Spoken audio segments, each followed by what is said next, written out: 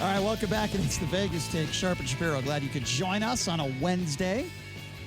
I don't know if you heard recently, but Marc-Andre Fleury, he's actually pretty good. He had the save of a lifetime yesterday. It was just unbelievable at T-Mobile. The Knights get the win. I'll tell you, the Knights do a lot more than just win a lot of hockey games. They do some great things for the community. We all know how we all came together as a community with the Knights on October 1. And joining us right now on the line is the Vice President of Marketing for the VGK. That would be Kim Frank. Kim, thank you so much for joining us. How are you? Great. How are you guys doing? Doing great, fantastic. Kim. So before we get to the Hockey Fights Cancer event tomorrow and a lot of other things I want to get to, last I heard, Marc-Andre Fleury's pretty good, huh? I mean, that save, Kim, that I saw last night, and I've been following hockey since I was very young, that was one of the best saves I've ever seen in my life. Yeah, I'd have to agree with that one. He's pretty all right. Yeah, it was a great environment yesterday and a great win for the Knights. So I want to start by talking a little bit about this. Let's start by talking about the Hockey Fights Cancer event tomorrow. It's going to be a great game tomorrow at T-Mobile, of course, because the San Jose Sharks are in town. And when the Sharks are in town, what a fantastic rivalry it is. Can you talk to me a little bit about this Hockey Fights Cancer event tomorrow night, what you guys are doing? Yep. So the NHL has a month-long initiative of Hockey Fights Cancer, and our designated night is tomorrow night against the Sharks. And during warm-ups, we'll be wearing our Hockey Fights Cancer jerseys, which will then be auctioned off online and on the concourse. And those will be going to early detection on behalf of Shea Theodore. As everyone knows, or most people may know, that Shea fought testicular cancer this summer successfully. And so we're going to back him on this, and the jerseys will be worn, and then we'll be donating the proceeds back to Nevada to early detection and to those that need screening. That's awesome. That's so awesome. So is this the first year you guys are doing this?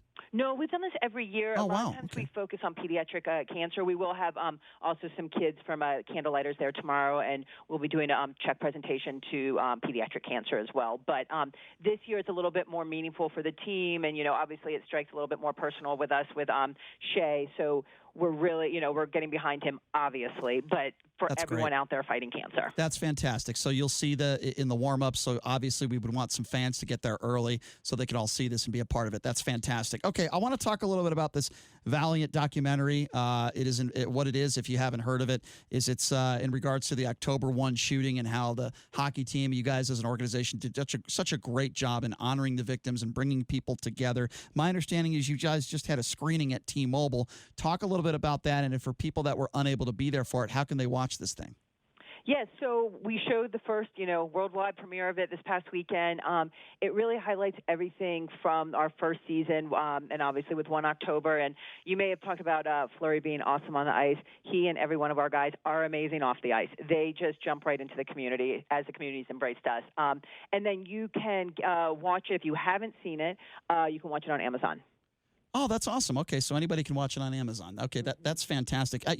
How long have you been with the franchise? Have you been with them since year one, Kim? I have. I came September 2016, so we had no team, no logo. But then Wow. we're here, and so 3 years and some change I've been here, seeing everything, and watching this community get behind us from the start has been amazing. I want to ask you about that, Kim, since you were there. Bring me back to the season opener, year one. A very short time after the October 1 shooting. And by the way, just to say this, I was at your preseason hockey game on October 1, the night of the shooting. I probably would have been at that concert if not for the Vegas Golden Knights preseason game that day. So let me start by saying that. Take me back to that season opener. I don't think there was a dry eye in the stands. It was so amazing the way you guys, honored the victims and the way the NHL came together and the way you guys helped the community. What do you remember most about that day? I think just the impact and seeing, again, the community coming together with us and us feeling, I think that was when we really felt like we were a part of this community. We weren't these, outsiders, people that had just moved here. We were here. We were a part of it. The support that everyone gave each other and just like the emotions that ran on that day on our home opener that night was just unreal. From game entertainment and running the 58 seconds of silence to Derek England, who doesn't do a lot of those huge speeches, to everything, and just seeing the fans. And then us crushing it on the ice. It just really was like an amazing day for Las Vegas and the city, and you really just kind of felt like you belonged being inside T-Mobile. Yeah, no question. It was a very emotional day, but I know that you guys as an organization have really helped a lot of people get through some very difficult times, so we certainly appreciate that. If you're just joining us, we're speaking with Kim Frank. She is the Vice President of Marketing for the Vegas Golden Knights. They have the Hockey Fights Cancer tomorrow. Get there early for the game against the San Jose Sharks. We talked a little about Valiant, the documentary about the October 1 shooting and how the community came together with the Vegas Golden Knights. All right, let's move on now and let's talk a little bit about some of these holiday appearances that some of these Vegas Golden Knights players are going to be appearing during the holidays and helping some people out. Can you talk a little bit about that, Kim? Yeah, absolutely. So let's see. 2 days ago, Max Pacioretty and Paul Stastny did a clinic with some kids to teach them street hockey. We have, Hockey Fights Cancer tomorrow night at the game. And then on Friday, we have a group of the guys going to Smith's where they are providing food for those that need it for Thanksgiving. They're going to be out there handing it out to pre-selected families that will be coming to Smith and picking up some food that they can then prepare for their families the following Thursday.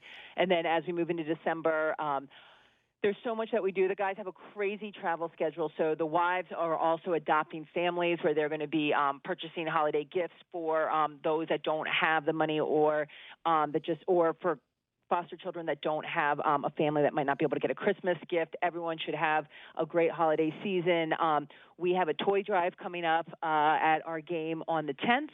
And our guys will also be out doing hospital visits in December as well. So busy month with games, with busy months out in the community because the holidays are a super important part to everybody's that is so fantastic. You know, obviously the casual Vegas Golden Knights fan, they know how good these players are on the ice, obviously, and many of these fans have been to games and they know how fun these games are at the T-Mobile. But I would say maybe some fans, they don't realize all the good things that you guys do in the community. Obviously, besides October 1 and how the community came together, what do you want the casual Vegas Golden Knights fan to know about your organization if somebody asked you that? That as awesome as you see them on the ice are just as great and normal people, but giving everything off the ice. Yeah, no question. And you guys do such a phenomenal job. And, Kim, I really do appreciate your time. I hope everyone packs the T-Mobile tomorrow. Keep up the great work. We really appreciate you taking some time to join us and talking about that. Thank you so much. Thanks for having me. Sure. Appreciate it. Thanks a lot, Kim. There you go. It's Kim Frank, the Vice President of Marketing for VGK. And, I can't say enough good things about this organization. Yeah, they win a lot of hockey games, and they're a fun team to watch, and these games are really exciting. But when you consider all the great things they do off the ice, I really want to watch this documentary, by the way. It sounds really cool. I mean, it actually sounds like they have a totally different schedule outside of the rink. Yeah, they do. Where they're just in the community, just making a difference in so many different avenues and ways, and that's pretty impressive, and that's pretty time consuming. So, kudos to them for spending that much time doing what they do outside of the rink. No question. I didn't want to get into the weeds into the actual game last night with Kim, but I do want to talk a minute or two about the game. So they were playing the Toronto Maple Leafs last night. The Maple Leafs are a very, very good hockey team. They're a playoff team, and some people are saying they could even contend for a Stanley Cup. They're that good. So they're not that good. The Knights, no, they are. They are very good. I mean, I disagree with you. I think they're very good. But last night was a fun game to watch. The Knights got out to an early lead. And then all of a sudden, Toronto comes back and they score a couple goals. And you look at the scoreboard and it's 3-2. It's 3-2 with a couple minutes left to go. It appeared to me that the Knights were on the heels of their skates, so to speak. And Toronto was looking to score that game-time goal with about 3 minutes left to go. So a shot was taken at the point by a Maple Leafs player. It hits the crossbar. And as you know, when there's a rebound like that, it's one of the most difficult situations for a goaltender to get in position to make the next stop. Marc-Andre Fleury somehow, and unlucky for the Vegas Golden Knights, and lucky in a way. Lucky that it hit the crossbar and it didn't go in. Unlucky that the puck ended up right to another Maple Leafs player where he it was pretty much an open net at that point. Somehow Marc-Andre Fleury gets back in position and in the air dives and makes a glove save, a desperation glove save. I'm not sure any other goaltender in the world could have made that save. Somehow he's in the air. He dives for the puck with his glove. I guess you can compare it to baseball. It's like one of those, what do you call it, a snow cone grab in baseball. That's what it looked like. Everyone in the arena and most people watching on TV thought it was a goal, including Gerard Gallant, who said after the game that he thought it was a goal. And somehow Fleury makes the save. Now, make no mistake about it. If that puck goes in, the score is tied. Yep, 3-3. In all likelihood, at minimum, they lose a point. And the game probably, in all likelihood, goes into overtime. And who knows what happens there? It's 50-50. And the save was completely crazy. First of all, Marc-Andre Fleury is on skates. He is on ice skates. He's about 4 feet. So you look at a rink. He's on the far right side of the rink. He's about 4 feet forward.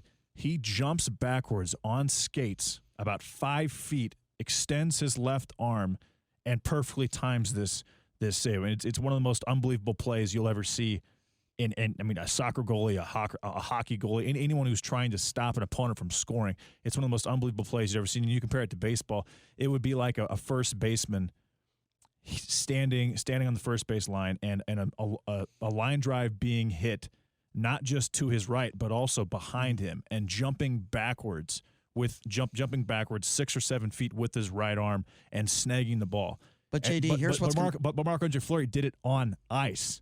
He jumped on ice and jumped laterally like that, and that's what makes that play so amazing. And by the way, if you missed it, we are going to be posting it right now on our Twitter page, so you can check it out. The save, it is actually unbelievable. Here's what's concerning, right? You could say that Marc-Andre Fleury is the reason why they've won these last few games. I mean, I know they won handily the other night 6-0, but Marc-Andre Fleury is, at least yesterday, is the reason why they're winning games right now. That's very concerning because they go on that 5-game skid. The Knights are not playing great hockey. They're just not. The forecheck is not where it needs to be. The passing is not as crisp as it needs to be. I mean, Marchessault's on the second line now. Yeah, the penalty killing has not been great. I think the biggest problem with the team is Fleury had not been good, I didn't think, until the last 2 games. His save percentage is down about .25, which is quite a bit. But they were getting outshot in a lot of these games, too. No, they're not. They're actually not now. No, their shots on goal have not been the problem. They haven't had good shots, and their opponents have had. Like, for example, we watched the game against the Blackhawks. The Knights had 42 shots on goal. The Blackhawks had 26. The Blackhawks won that game by 2. Well, Fleury didn't have his best game. That was not his best game. But the Knights weren't taking good. Just because you have a shot on goal, one of the worst teams in the NHL averages 37 shots on goal a game. But they don't score. They just take shots. And when you take bad shots and you don't get back on defense, you're not going to consistently win games. And the Knights, for a while there, were not taking good shots on goals. And I think that's been the difference the last couple of games is they've been taking better shots instead of just looking for any shot. When you watch that Blackhawks game, I mean, there was either a goalie right in the way of the goal or of the rink or of the net, and then on sometimes there would be a defender right in front of the goalie, just right there, right on the perfect angle. Well, that's where they're supposed to stop the shot. I agree. Yeah, and the Knights they're supposed to be trying to. They haven't had a lot of good shots though. I think it's a little bit more than just not having quality opportunities. I think it has a lot to do with defensively, giving up breakaways, giving up odd man rushes. I think it has a lot to do with the forecheck too. They haven't been as physical as they've been in the first 2 years of the franchise. I think there are a lot of reasons that add up. They've had some injuries. Alex Tuch just getting back. There's been some injuries on this team. And some new players and some players that maybe haven't played with each other a lot. But, make no mistake about it. If they're as inconsistent as they have been this year, I'm not sure they sneak into the playoffs. I think they're good enough, certainly good enough to be a playoff team, but we'll have to wait and see how this plays out. Tomorrow night's a big game. The San Jose Sharks are coming to town. Hopefully Evander Kane has paid off his $500,000 markers. I'll try to get an update on that one. But it's always fun watching Evander Kane and Ryan Reeves get into it on the ice.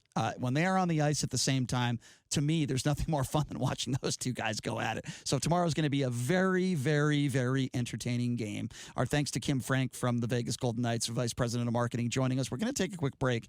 And when we come back, it is a major cheating scandal in Major League Baseball. Why are you not hearing about this?